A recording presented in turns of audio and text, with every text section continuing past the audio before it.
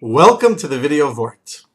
We live in a democracy, and perhaps it's a little difficult for us to think about being ruled by a monarch in a monarchy.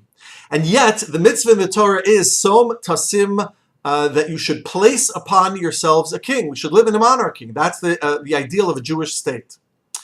However, in Sefer Shmuel, when the people actually ask for a king, the Navi is quite critical. And the question that many commentators wonder is, why is the Navi critical if it indeed is a mitzvah to have a king? Rav Yoshua Mikutna, the author of Yeshuas Malka and many other Sfarim, suggests that there's a difference in the terminology, and that difference offers us an insight into the Navi's criticism.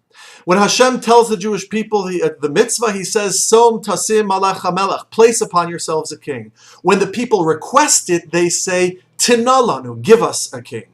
The difference between sima and nesina, he offers, is that sima means to place something and it is integrated into the essence of the thing at hand, meaning that when Hashem says to place upon ourselves a king, he wants the king to be integrated into our lives and have an influence in our lives, and part of the role of the king is to guide us b'derech Hashem, in the ways of God.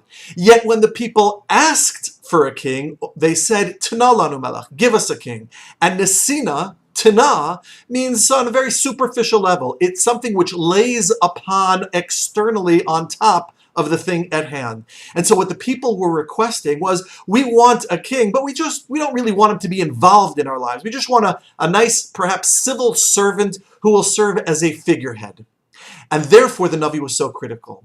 I think as it comes to Chodesh Elul and Rosh Hashanah, we should think of ourselves in relation to God and say, Som tasim aleinu melech. We want God to be part of our lives, influence in our lives, and not Tana lanu melech, and not a king, not God, who is simply there as a figurehead. Good Shabbos.